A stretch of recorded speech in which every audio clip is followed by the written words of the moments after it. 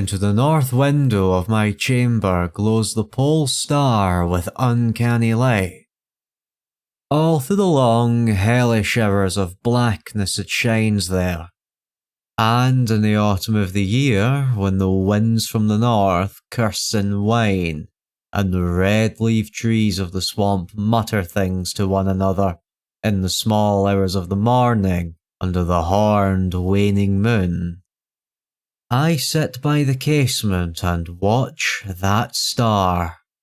Down from the heights reels the glittering Cassiopeia, as the hours wear on, while Charles's Wain lumbers up from behind the vapour-soaked swamp trees that sway in the night wind. Just before dawn, Arcturus winks ruddily from above the cemetery on the low hillock, and Coma Beresius shimmers weirdly afar, off in the mysterious east. But still the pole star leers down from the same place in the black vault, winking hideously like an insane watching eye, which strives to convey some strange message, yet recalls nothing save that it once had a message to convey. Sometimes, when it is cloudy, I can sleep. Well do I remember the night of the Great Aurora, when over the swamp played the shocking chorizations of a daemon light. After the beams came clouds, and then I slept. And it was under a horned waning moon that I saw the city for the first time. Still and somnolent did it lie, on a strange plateau in a hollow betwixt strange peaks. Of ghastly marble were walls and its towers, its columns, domes and pavements.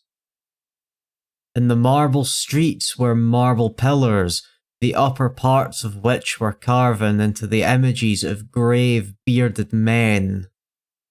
The air was warm and stirred not.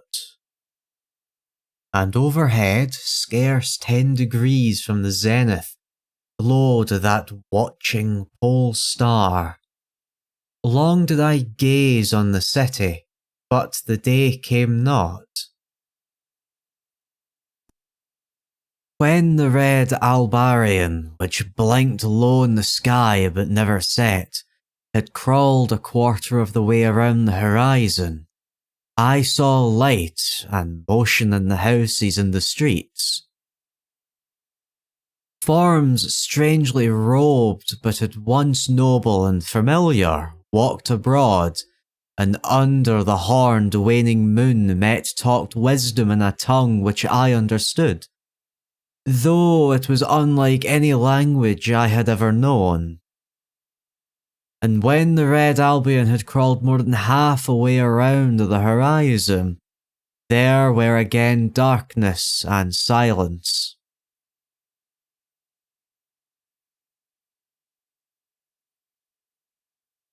When I awakened, I was not as I had been. Upon my memory was graven the vision of the city, and within my soul had arisen another and vaguer recollection, of whose nature I was not then certain.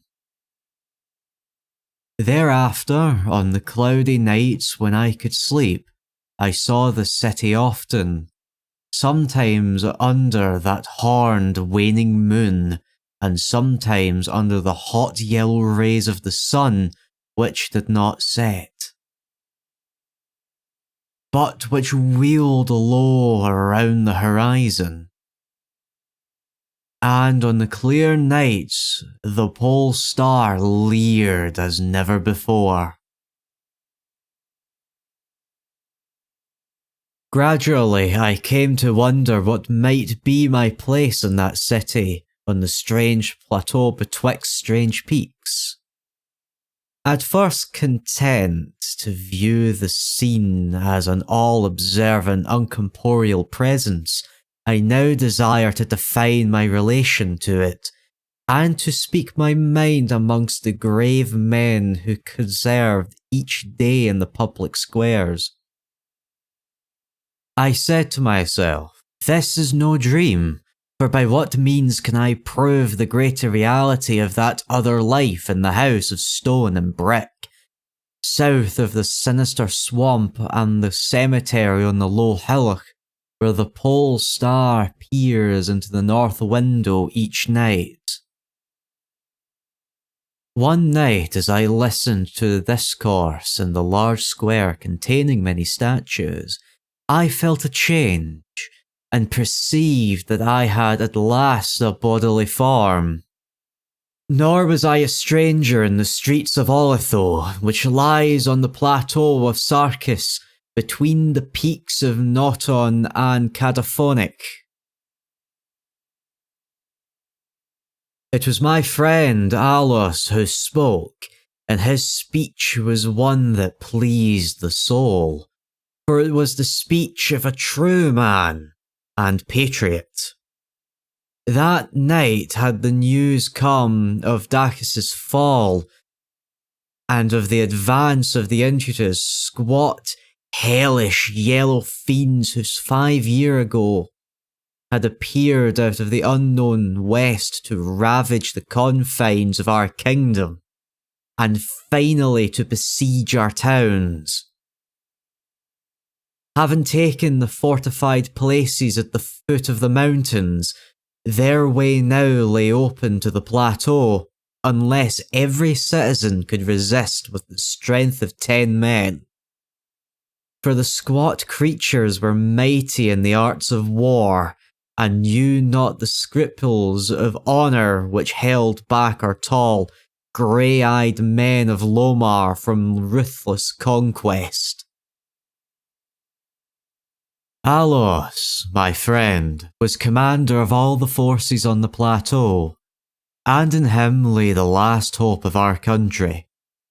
On this occasion he spoke of the perils to be faced, and exhorted to the men of Altho, bravest of all the Lomarians, to sustain the traditions of their ancestors, who, when forced to move southward from Zonma, before the advance of the great ice sheet, even as our descendants must someday flee from the land of Lomar, valiantly and victoriously swept aside the hairy, long-armed cannibal, Nothkus, that stood in their way.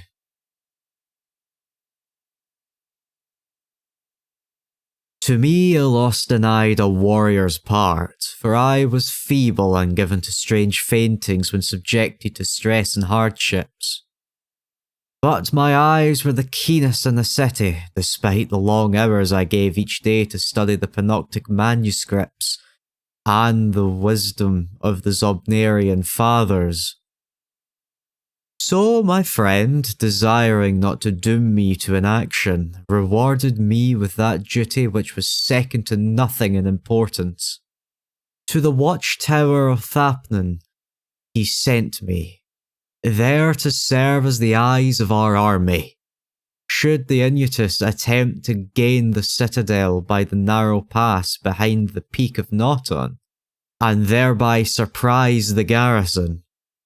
I was to give the signal of fire which would warn the waiting soldiers and save the town from immediate disaster.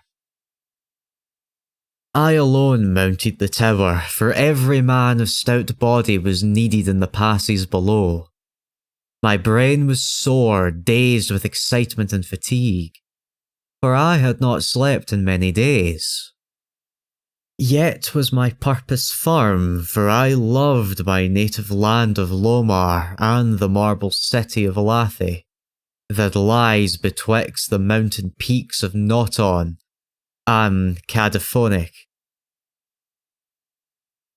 But as I stood in the tower's topmost chamber, I beheld the horned waning moon, red and sinister, quivering through the vapours that hovered over the distant valley of Banoff, and through an opening in the roof glittered the pale pole star, fluttering as if alive, and leering like a fiend in temper. Methought its spirit whispered evil counsel, soothing me traitorous summons with a damnable rhythmical promise which it repeated over and over. Slumber, watcher, till the spheres 26,000 years have revolved and I return to the spot where now I burn. Other stars anon shall rise to the axis of the skies, stars that soothe and stars that bless with a sweet forgetfulness. Only when my round is o'er shall the past disturb thy door. Vainly did I struggle with my drowsiness, seeking to connect these strange words with some lore of the skies which I had learnt from the Panoptic manuscripts. My head, heavy and reeling, drooped to my breast, and when next I looked up it was in a dream, with the pole star grinning at me through a window from over the horrible swaying trees of a dream swamp. And I am still dreaming.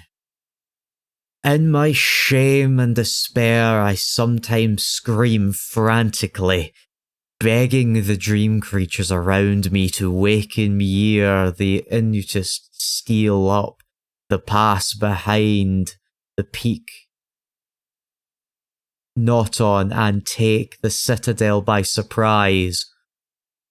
But these creatures are demons, for they laugh at me and tell me I am not dreaming.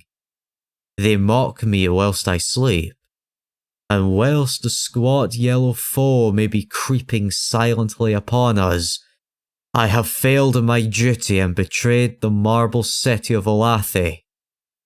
I have proven false to Alos, my friend and commander. But still the shadows of my dream deride me. They say there is no land of Lomar, save in my nocturnal imaginings. That in those realms where the pole star shines high and red, Aldebaran crawls low around the horizon.